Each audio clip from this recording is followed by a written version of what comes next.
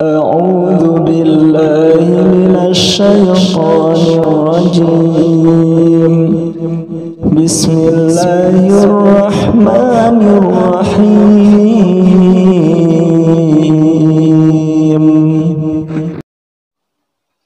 Biasanya kalau kita ngajarin Iqra orang tua semuanya ya, dia kan sebenarnya sudah bisa baca Quran, cuman karena udah lama gitu belajar Al-Qurannya waktu kelas 1 sampai kelas 6 SD aja. Habis itu enggak belajar Al-Quran lagi. Sampai dia beruban. Waktu ubanan dia belajar Al-Quran lagi. Dia masih kenal huruf-hurufnya nih, tapi udah nggak fasih. Mana yang ta, mana yang ba, maka sebaiknya dipercepat. Khawatir mati duluan. Dia belum bisa baca Quran. Saya dikasih candaan seperti ini sama guru saya dulu, Ustadz Dr. Anuri. Jadi kita ini ngajar Al-Quran untuk anak-anak itu peluang pahalanya lebih besar daripada ngajar bapak-bapak atau orang dewasa. Jelas ya? Jadi peluang pahalanya ngajar anak-anak itu lebih banyak daripada ngajar bapak-bapak. Kalau ngajar anak-anak itu kan sudah bisa baca Al-Quran, dia terus baca Al-Quran, terus. Kalau ngajarin yang sudah 60 tahun, sudah batuk-batuk, sudah ubanan, kita ajarin Al-Quran, begitu sudah bisa baca Al-Quran, ninggal dia. Kan kalau hitung-hitungan bisnis, nggak ketemu kita. Kita ngajarin susah-susah setahun, 2 tahun, 3 tahun, sudah bisa dia baca Quran. Begitu sudah bisa baca Al-Quran, ninggal dia. Udah nggak bisa baca Quran lagi. Peluang pahalanya udah terputus karena dia udah nggak bisa baca Quran. Kemudian yang terakhir ke-8, untuk EPTA sebaiknya ditentukan guru penguji. Demikian. Semoga kita semua sukses dalam mengajar. Jadi kalau untuk EPTA ini seharusnya jangan kita yang melatih, yang ngetes. Jadi kalau seumpamanya anak yang ngajar, nanti pas EPTA ustadz yang lain. Kalau kata ustadz yang lain itu lulus, maka lulus. Kalau minta diulang, ya diulang. Untuk yang EPTA ya, yang EPTA. Atau kita carikan guru yang lebih faham dalam Al-Quran, dalam makharijul huruf. Sehingga pas waktu bagian EPTA yang halaman 35, silakan dibuka. Halaman 35. Nah, ini huruf hijaiyah. Yang satu dimulai A sampai ya. Dan seterusnya. Kemudian yang satunya ini dimulai dari ya sampai A. Ini dibalik-balik ya. Dibalik-balik. Biasanya kan kadang santri kita hafal bacaan di mulut aja. Hurufnya tidak tahu dia. Abata, sajaha, khoda, zaro. Kan enak gitu. Zasa, syasodo, dan seterusnya. Nah, di Iqra ini ada dengan cara dibalik. Setelah kalamana waha ayah, dibalik dari ya.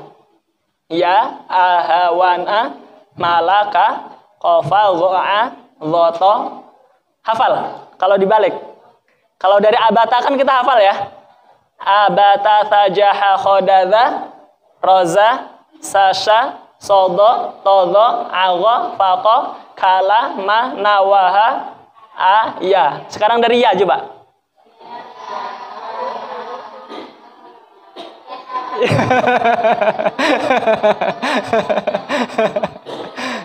Nggak hafal ya. Ada yang lancar tapi baca tadi. Baik, jadi santri kita kalau sudah hafal hijaiyah dari A sampai Ya, maka dipastikan bacanya dari Ya, dibalik. Dibalik. Nah, nanti baik, kita lihat contohnya halaman 17 yang so. Yang so. Halaman 17 sudah ketemu. Semuanya kita sudah ngajari ya, so sudah kita tahu, sudah kita kasih makhrajul hurufnya, so. Dia sudah latihan ke bawah, sudah lancar, kemudian dia sudah membaca yang A ini, baris kedua dari bawah. Udah membaca A, ba, ta, sa, ja, ha, kha, da, za, roza, sa, sha, so. Pastikan kita suruh ngulang dari so sampai A. Paham ya? Dari halaman pertama Iqra. Jadi kalau udah aba, kita suruh ngulang satu baris itu. Ba, a, dan seterusnya. Semuanya abata saja sudah sampai ja materinya, maka ketika baris terakhir ini pastikan suruh ngulang dari ja-nya. Ja, ta, ba, a. Paham ya? Jadi supaya dia tidak hafal di mulut tapi tahu hurufnya. Ja, ta, ba, a. Seterusnya sampai halaman terakhir Iqra pertama.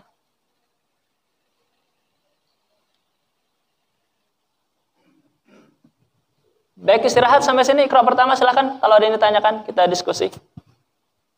Iqra 2, Iqra dan seterusnya sama metodenya nanti.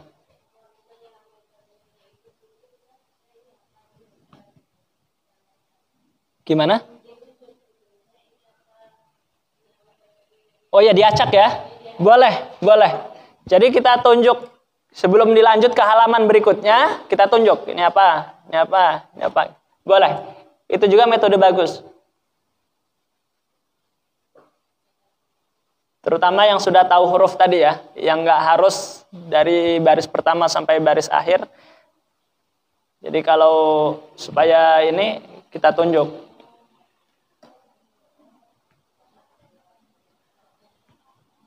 Kemudian menunjuk dalam baca Al-Quran, dalam belajar Al-Quran juga penting. Jadi pastikan santri kita ketika membaca Al-Quran nunjuk. Karena supaya terbiasa. Kalau masih Iqra 1 kan masih mudah tuh, nggak ditunjuk juga kan. Tapi nanti kalau sudah Iqra 4, Iqra 5 ya, apalagi sudah Iqra 6, kalau udah ditunjuk nanti susah. Karena masih belajar. Kecuali kalau kita kan, Masya Allah karena kita sudah lancar baca Al-Qurannya, nggak ditunjuk juga sudah bisa kan. Bahkan sambil tidur-tiduran nggak ngeliat Al-Quran aja, sudah bisa Masya Allah. Sudah hafal soalnya.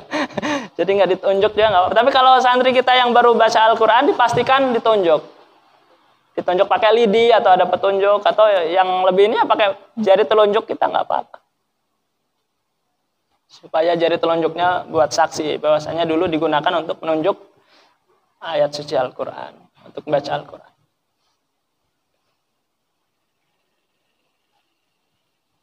Ada lagi yang ditanyakan? Silakan.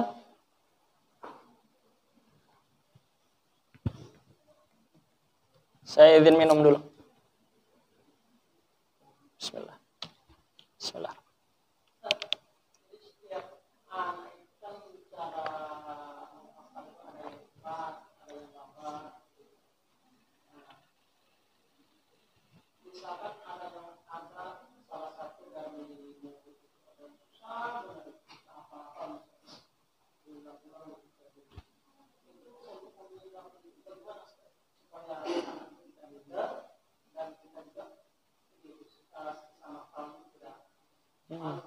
Ya.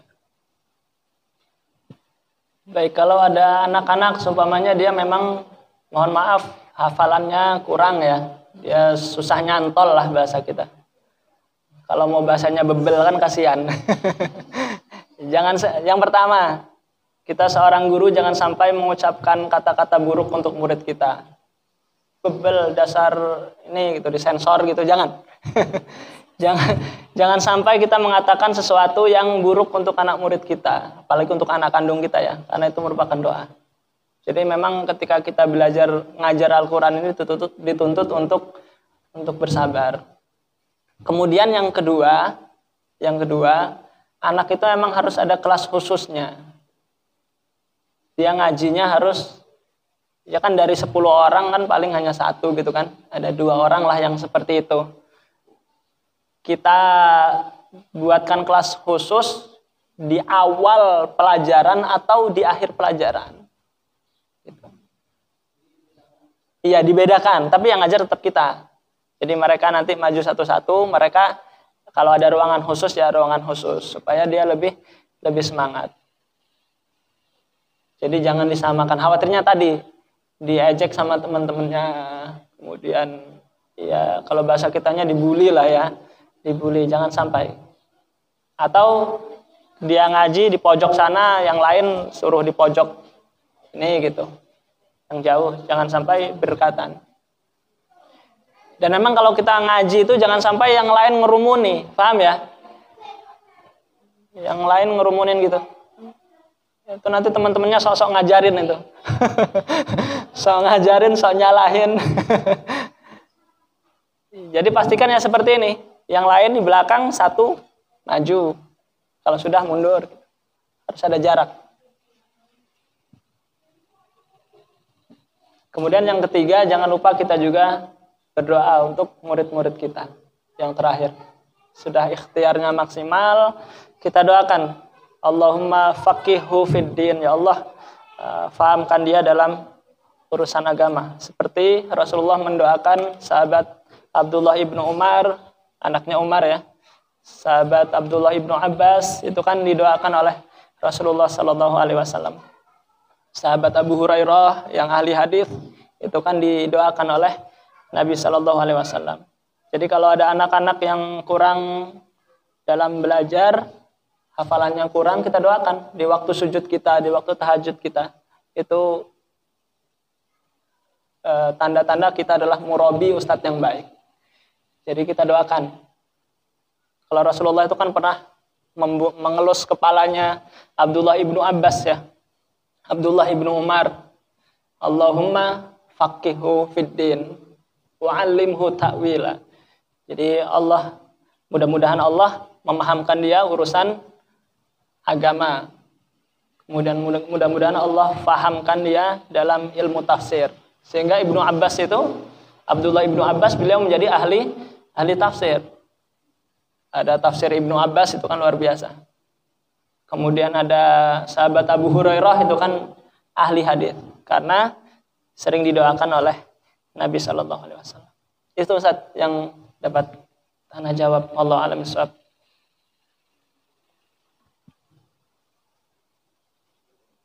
Baik, silakan kalau ada yang lain.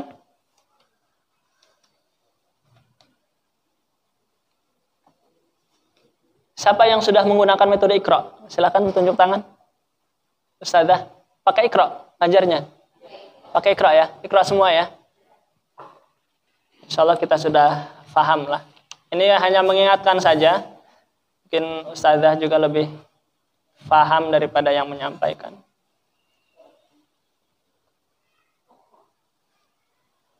Nah, kemudian di sini ada gaya tulisan yang berbeda ya, huruf ro semuanya, huruf za, ada sama dengan berarti huruf yang sama. Ada huruf a,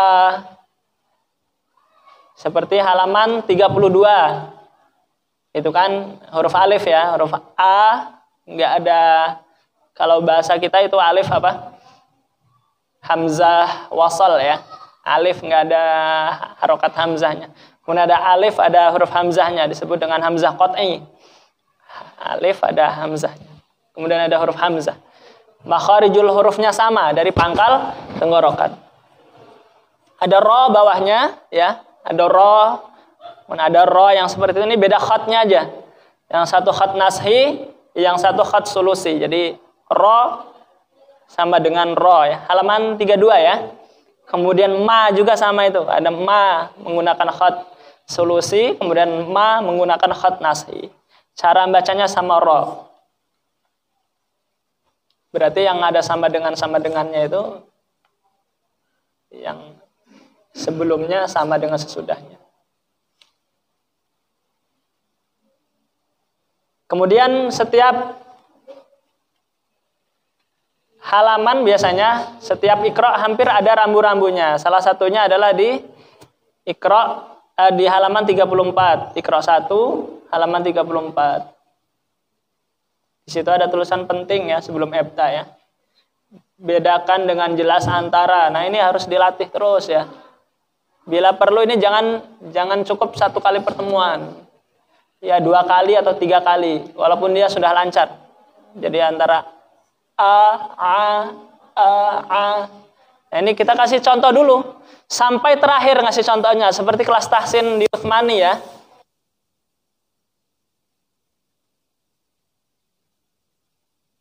Suaranya.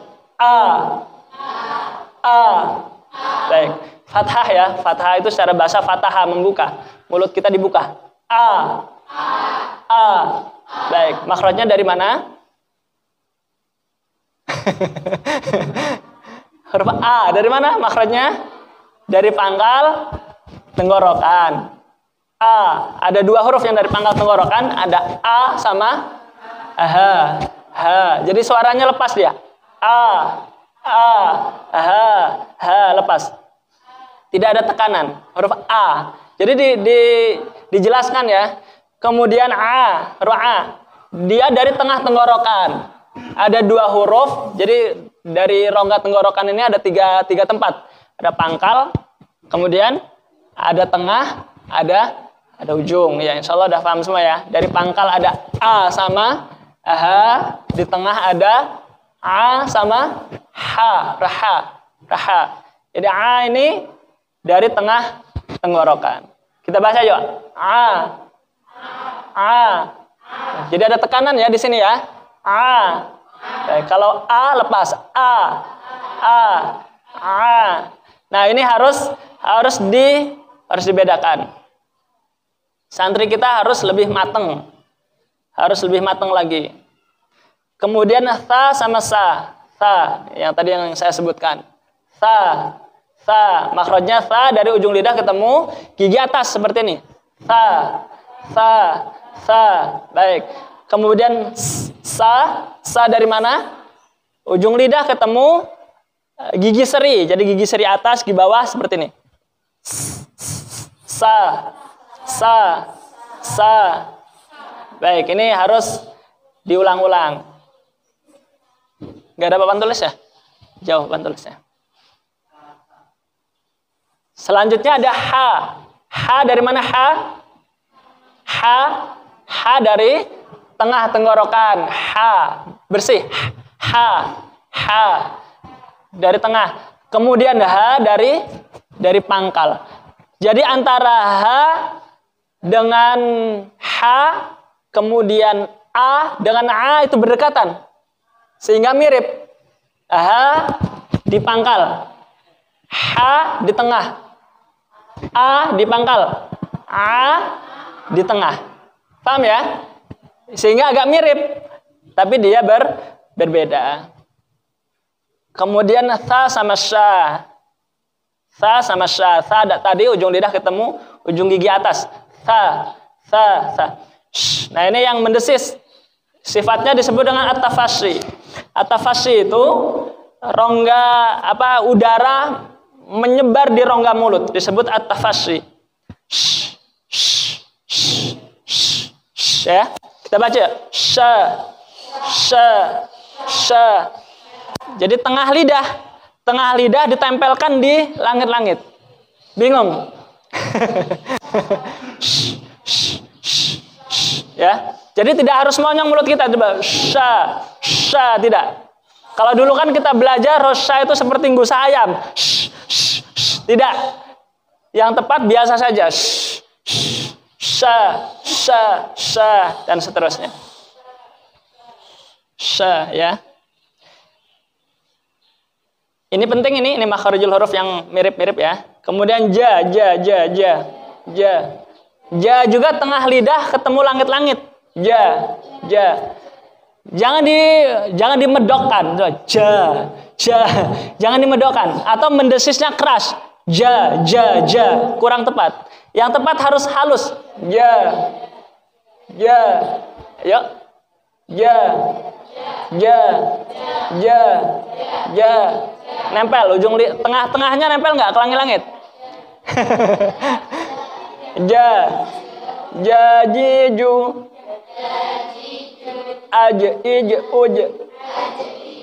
Baiknya aj, ij, uj, kurang tepat. Aj, ij, uj. Iya, ini huruf qalqalah, bukan huruf hamas. Hamas itu keluar nafas. Aj, ij, uj. Kalau keluar nafas salah. Tapi kalau tidak keluar nafas, aj, ij, uj. Huruf qalqalah tidak ada yang keluar nafas. Paham ya? Seperti huruf ko. Ko sama ka beda. Ko huruf qalqalah. Ketika mantul, ketika sukun dia mantul. Ako. Ako. Ako. Tidak mengeluarkan nafas. Tapi kalau ka, huruf ka yang berdekatan itu satu makhraj ya, dia keluar nafas. Ak. Ik. Uk. Paham ya? Termasuk roja. Jadi kalau sukun ataupun qalqalah jangan dihamaskan. Tidak boleh aj. Aj. Aj. Kurang tepat. Aj. Aj. Aj. Ij. Uj. Baik, itu roja ya. Kemudian za. Huruf za, huruf sa, terus huruf apa lagi yang satu makhraj? Huruf za, huruf sa, so, iya, so, betul, satu makhraj itu. Sifatnya disebut dengan as-safir. As-safir itu seperti menyerupai burung atau angsa atau ular, mendesis. Kalau soang itu kan bunyinya gitu ya. So, sa, za. Jadi ada desisnya. Za. Supaya memudahkan murid kita, bedakan aja huruf ini dengan Z dan J, huruf J. Jambu. Nah, itu pakai J, jambu, ja. Kalau Z apa? Pak Zainuddin gitu ya. Z. Zainal, pakai Z. Sa dengan so ya, itu satu makhraj tapi sifatnya beda. Ini sudah disinggung makhrajnya kha. Kha sama gha satu makhraj, yaitu dari ujung tenggorokan. Ini sambil kita sama-sama belajar ya. Insyaallah ustazah semua sudah bagus baca Qur'annya. Sekedar mengingatkan saja. Kha sama gha. Jadi kha itu dari ujung tenggorokan, gha juga tenggorokan, ujung tenggorokan. Hurufnya disebut huruf isti'la sama. Jadi huruf isti'la itu huruf-huruf yang tidak membuka total. Kalau a kan tidak o ya. A, ba, ta, sa, ja. Itu a. Tapi kalau kha huruf yang menebal. Isti'la kha, gha, kan enggak kha gitu ya. Atau gha gitu enggak kan? Tapi seperti o dia. Disebut huruf isti'la. Di tahsin 3 ada ya, di Utsmani ya. Di metode Utsmani tahsin 3. Baik, kita baca kha. Ya, kha. Baik. Ada tekanan. Gha. Jangan ditekan. Gha, salah. Gha, kurang. Biasa aja. Ghairil. Baik, gha ya. Jadi tidak seperti kha. Kalau kha ada tekanan. Kha. Kita lanjutkan ta dengan to. Ta diajarkan yang betul musantri kita. Ta termasuk huruf hamas. Jadi kalau ada kertas di depannya, huruf hamas itu gampang. Jadi kalau ada kertas didekatkan di mulut kita, kalau dia bergerak, ada kipas angin gerak sendiri jadinya. Kalau dia bergerak berarti betul. Kalau baru ta kurang tepat. Tapi kalau ta itu tepat. Ta. Di mana makhrajnya? Makhrajnya ujung lidah pas gigi. Jadi ujung lidah pas di giginya. Yuk, kita tempelkan dulu ujung lidah ke gigi. Ta.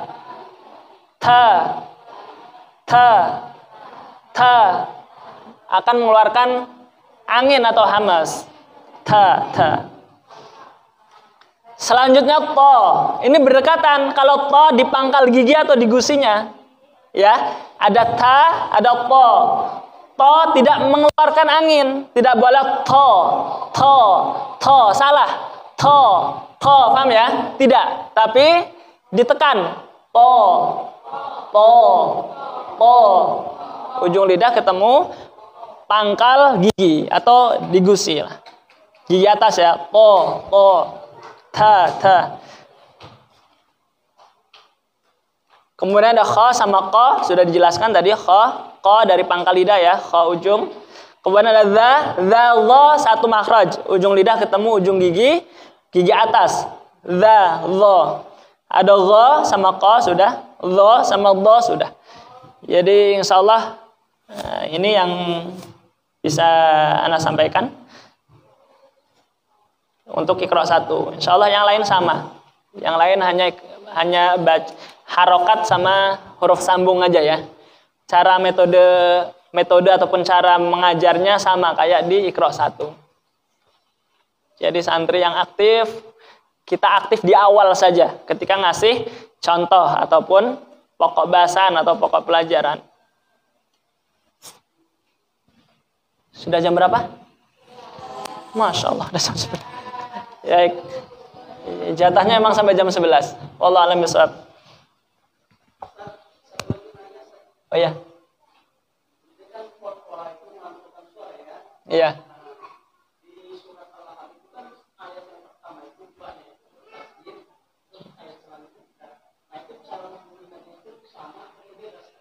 Baik, berbeda. Walaupun sama-sama qalqalah tapi berbeda. Jadi kalau ba yang bertasdid ada yang berpendapat qalqalah kubro ya, atau ada yang berpendapat qalqalah akbar juga. Tapi yang jelas dia qalqalahnya beda karena ujungnya tasdid. Jadi tabbat yada abi lahabin wa tab. Jadi ditahan dulu, ditasdid dulu baru dipantulkan. Wa tab. Ya tidak terlalu lama juga. Yang penting ada tasdidnya. Wa tab. Wa tab. Tidak boleh wa tab. Nah, kalau itu tidak ada tasdidnya. Wa tab. Tidak ada tasdidnya ya. Salah. Yang tepat ada tasdidnya. Watab. Ba itu kan dari dua bibir ya. Jadi bibir kita ditempelkan dulu. Watab. Watab. Gitu Ustaz. Ma aghna anhu maluhu wa ma kasab. Nah, kalau yang kasab ini kan tidak ada tasdidnya. Tidak tebal, tidak ditahan, tidak kasab, tidak gitu. Tidak kasab, tapi kasab.